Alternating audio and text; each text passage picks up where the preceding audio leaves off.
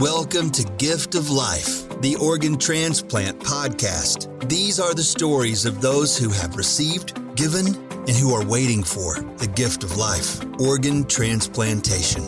Now here's your host and heart and kidney recipient, BJ Odom. Welcome to the Gift of Life, the Organ Transplant Podcast, where we explore the extraordinary world of organ transplantation. Each week we share inspiring stories and introduce you to remarkable individuals sharing their own transplant stories. Be sure to support the podcast by leaving a 5-star review and subscribing on your preferred podcast platform. Have a transplant story yourself or comments about the podcast? We would love to hear from you. Just email us giftoflifepodcast@gmail.com. Again, that's giftoflifepodcast@gmail.com. And don't forget to connect with us on Facebook, Gift of Life, the Organ Transplant Podcast. This is BJ Odom. Yeah, the guy with more parts than a chicken nugget. My new book, packed with laughs and the unbelievable true story of survival you've heard me talk about right here on the Gift of Life podcast.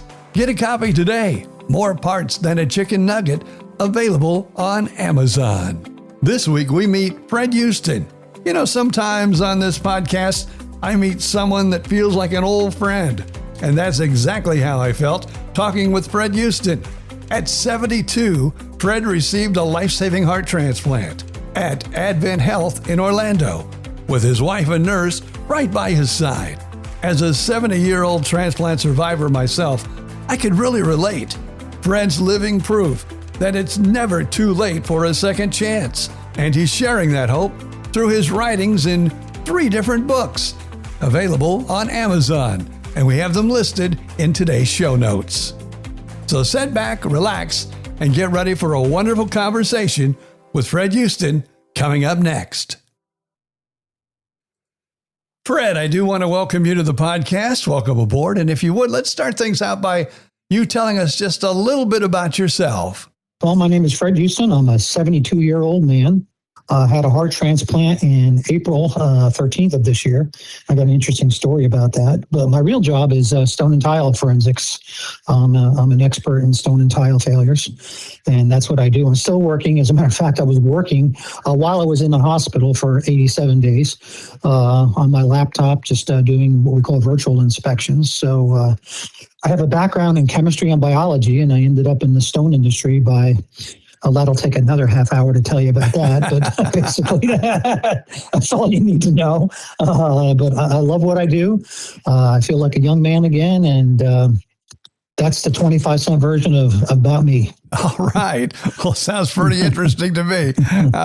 Let's get started now into your transplant journey. And as I say, every story has a beginning, and thank God everybody I talk to on this podcast does not have an ending yet. So that we won't worry about, but we will start at the beginning of your transplant story.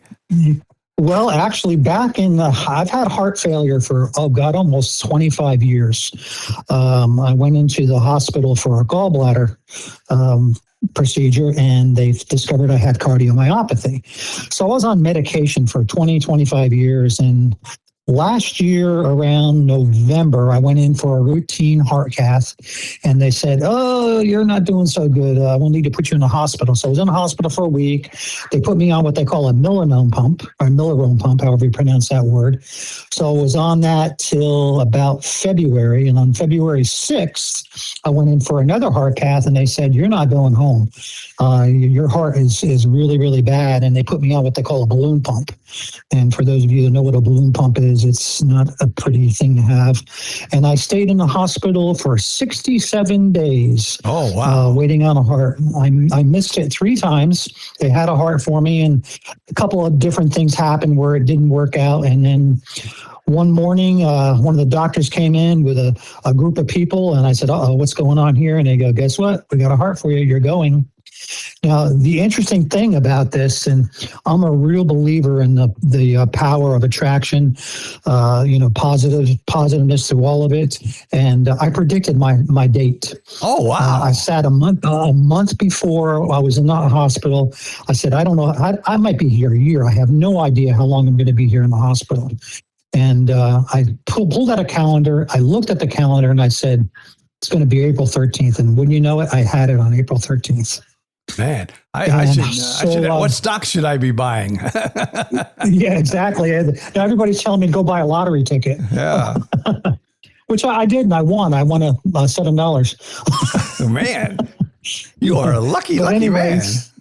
I know. So anyway, I got out of the hospital after I received my heart, 10 days after I got my heart, and I'm doing great. I mean, the interesting thing about this is that, everybody goes through something different, as you mentioned. I have had zero pain since day one. Now, do you think... I was just going to ask you, do you think that it was because you were in the hospital so many days and so sick that when you got this miracle heart transplant, all the energy just came back? And I know that's the way I was. Of course, my story is from birth up until the time I got my transplant, but I had ups and downs and good days. And when I got mine, it was like, whoa, this is a whole new world. Yeah. Well, I think that's part of it, but I think the real key is, and this is something I've lived my entire life, was my attitude and, being positive through the entire thing. I mean, the entire stay in the hospital was just, it's never fun being in the hospital. And after about, a month, you're sick of the food. I don't care what hospital you're in. Hospital food isn't the greatest. But, I made fun of it. I mean, I had joking with the nurses constantly. I wrote my first book, Waiting on a Heart, my heart journey, Waiting on a Heart. While I was in the hospital, every day I would write, as well as work. I was actually still doing consulting work with my laptop. Every morning, my wife would pop open my laptop, and I would go to work. So I got myself busy. And it's today it's really interesting. I walk around the house and I go, did this really happen? During that time, you're worried. When am I going to get a heart? Blah blah blah. And now it's like it almost feels like it never happened. And I'm sure a lot of people out there have that same feeling. Now, what you said is, I think, my key also. You said, the heart transplant, and when you go in, you joke with the nurses. You probably, like me, joke with the doctors, although they don't joke around that much. But I still, they don't. I still try to joke around with them anyway. But it's really funny that has been my philosophy my entire life, and I do truly believe, if you and I probably did not have that positive attitude and, going in the hospital, as rough as that is, but we still went in with a smile on our face, we would have probably never walked out. Oh, absolutely. And a lot of people are in that. I mean, if you go on the forums like we both are on Facebook and some of the other forums, I mean, there's some people that really are depressed. And, I'm always trying to constantly cheer them up. And, I do my daily blogs on those sites, and I try to make them fun and interesting, so, kind of uplift people. And if you go into this with a positive attitude, it's through anything in life, it's going to work out. There's always that light at the end of the tunnel, as long as there's no train coming. Well, and that's like, I really do believe everything in life. I mean, if there's people that just, oh, my job is so bad. Oh, everything is just so terrible. People are mean to me. But I think even those people, if they could go in with that positive attitude, that would turn things around immediately. Oh, absolutely. I mean, take my example. Here I am. I'm a 72-year-old man.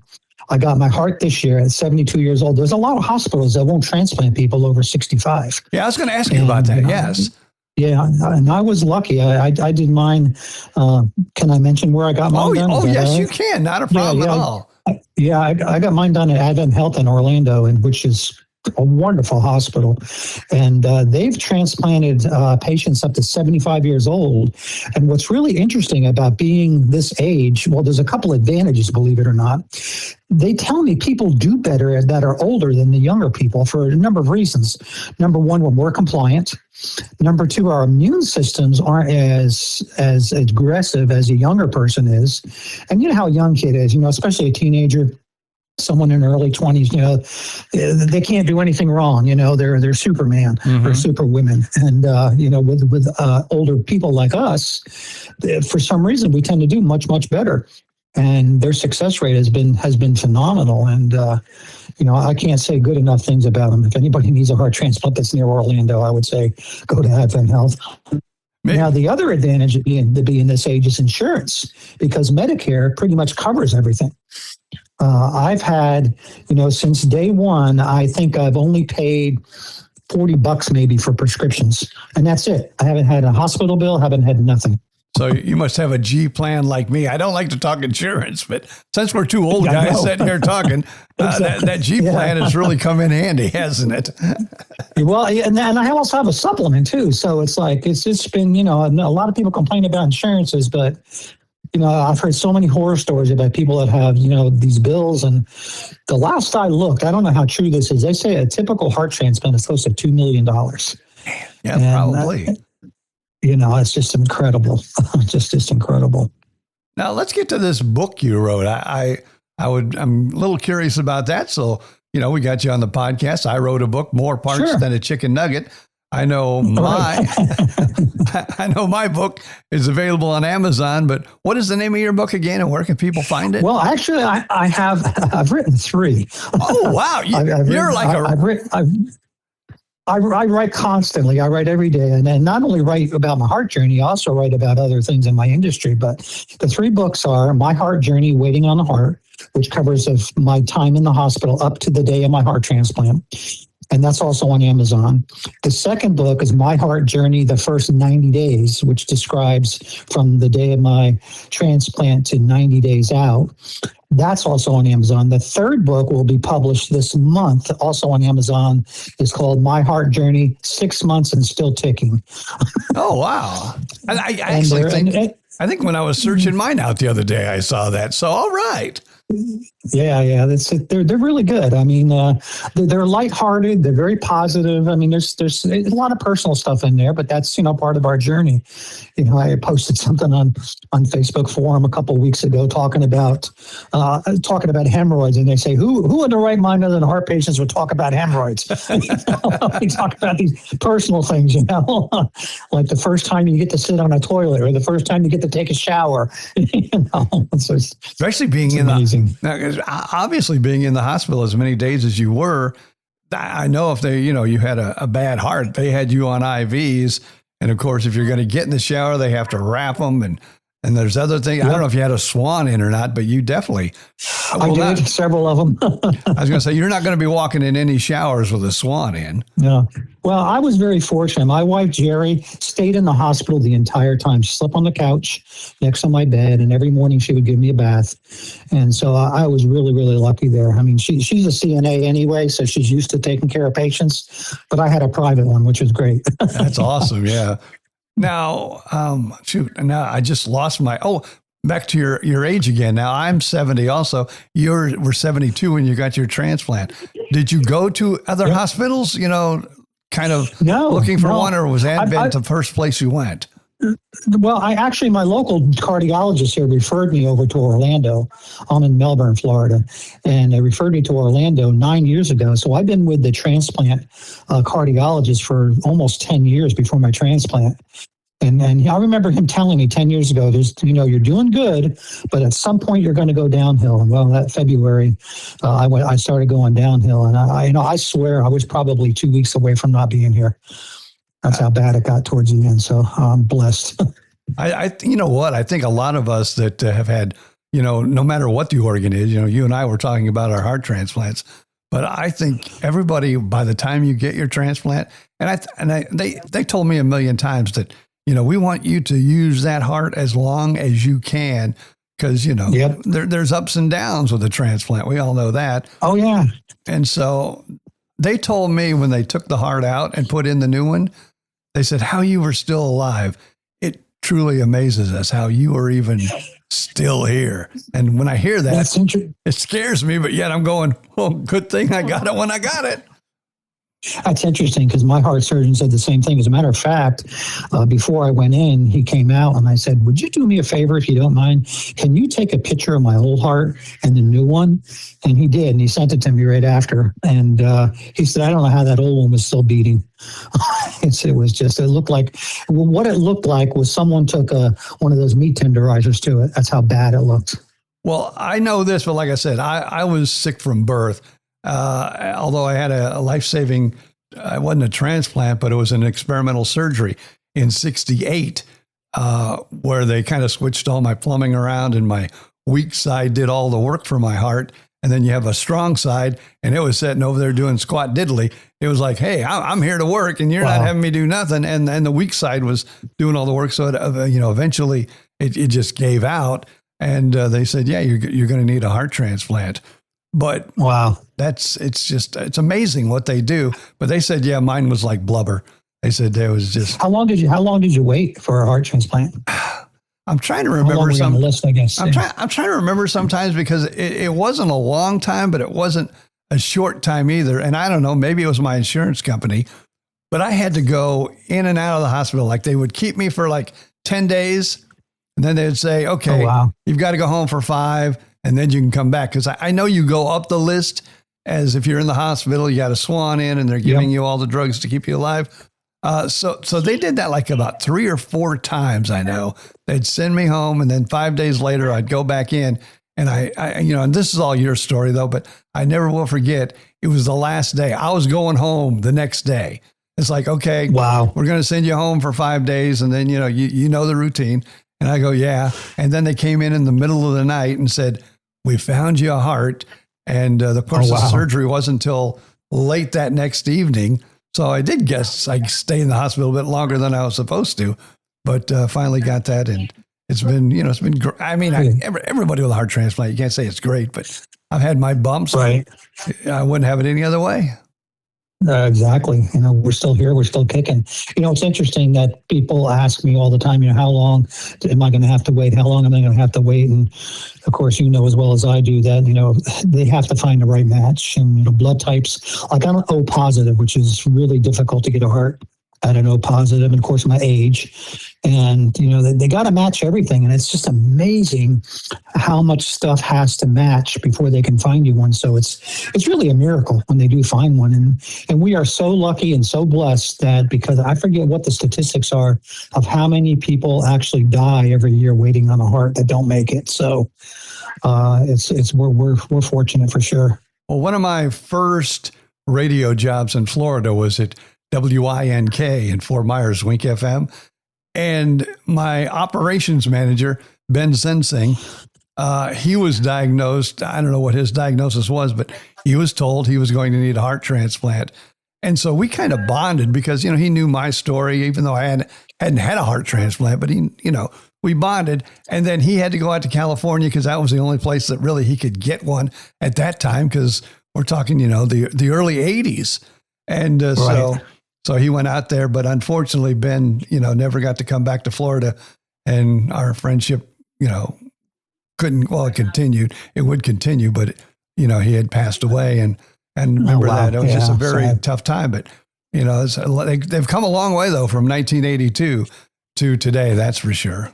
Oh, absolutely. It's amazing how the medicine is today. It's like, I read somewhere, I think it was England or Australia, I can't remember exactly where they're actually experimenting with cloning a heart.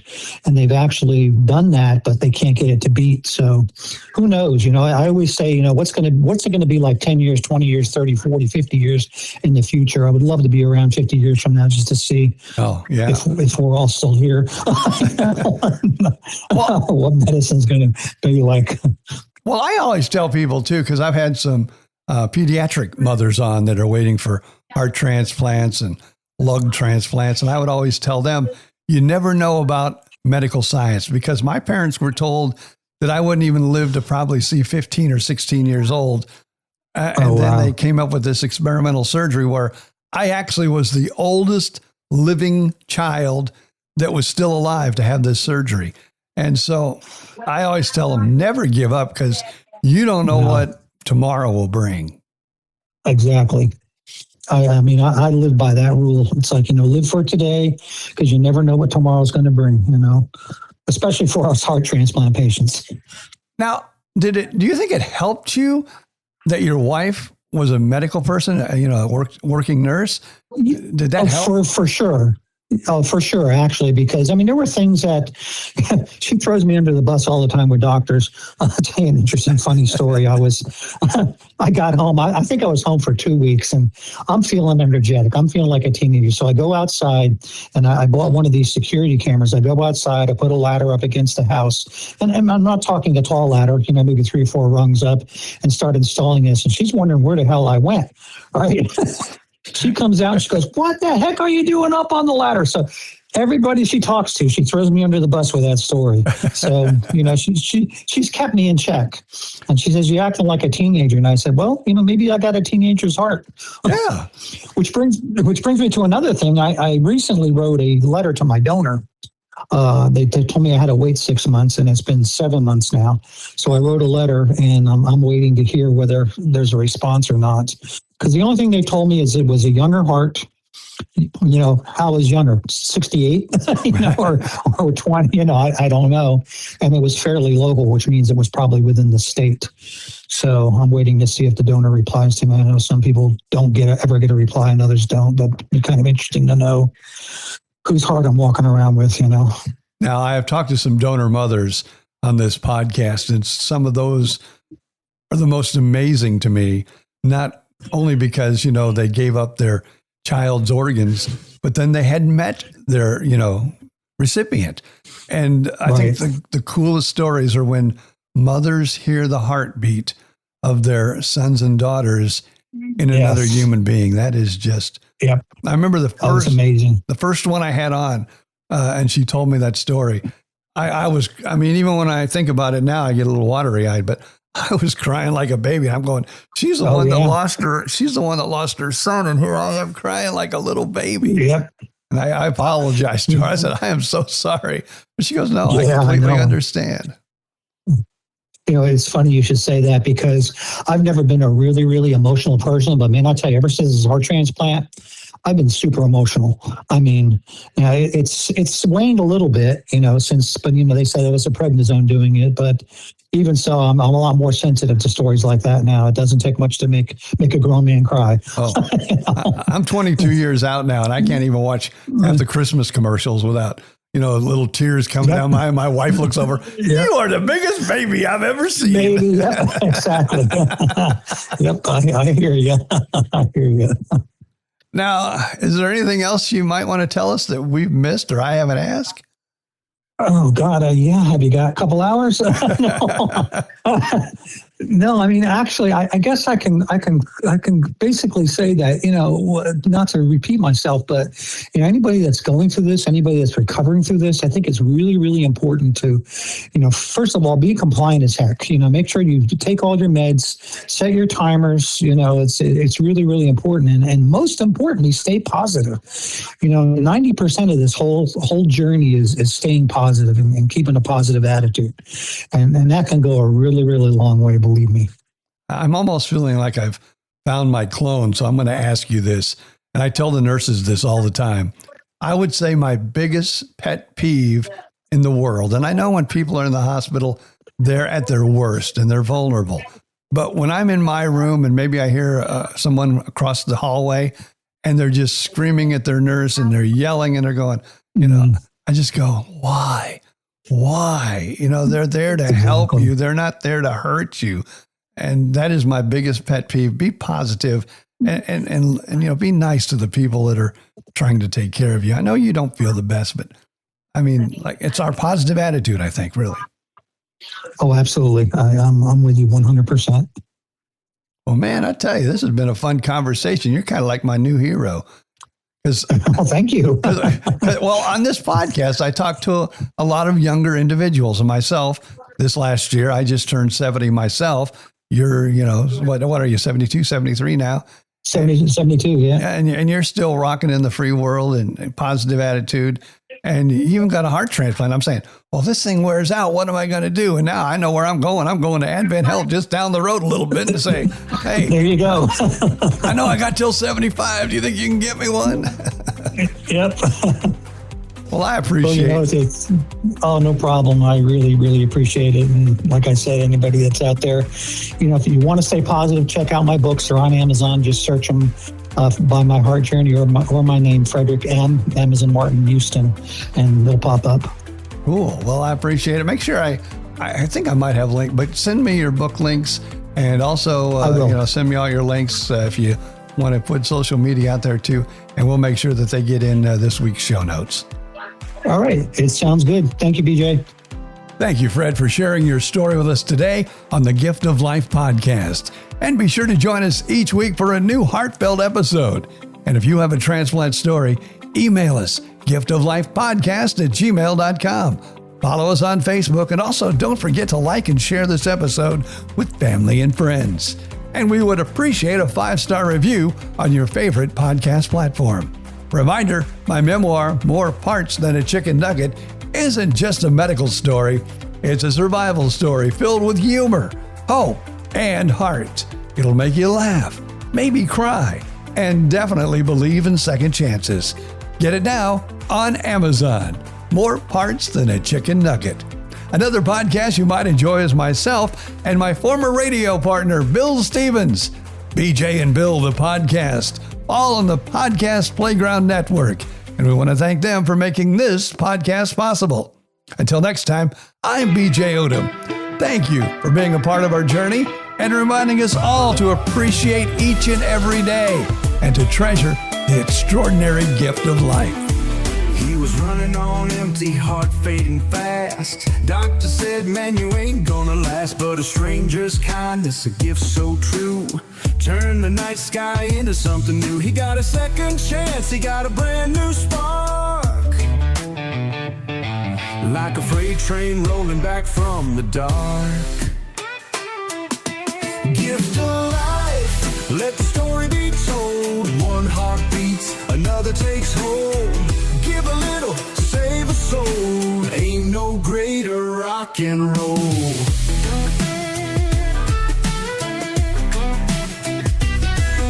15 years later, the road got rough. The fight ain't over when the climb is tough. Needed a kidney, the race was on. Another hero stepped up, kept him strong. Every breath he takes is a tale of hope.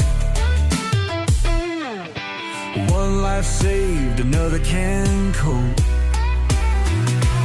Gift of life, let the story be told. One heart beats, another takes hold.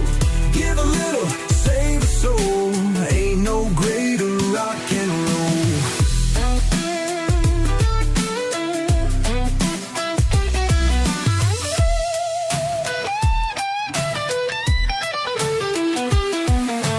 Doctor's hands, a donor's grace, running on down to a brand new place. Second chances don't come twice, but when they do, man, they feel so nice.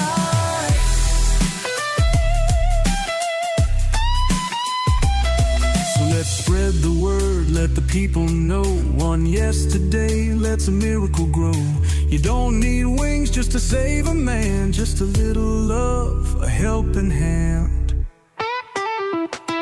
Gift of life, let the story be told. One heart beats, another takes hold.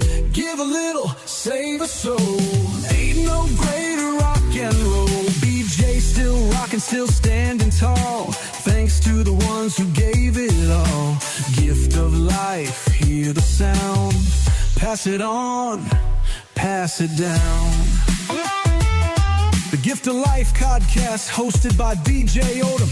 Listen now.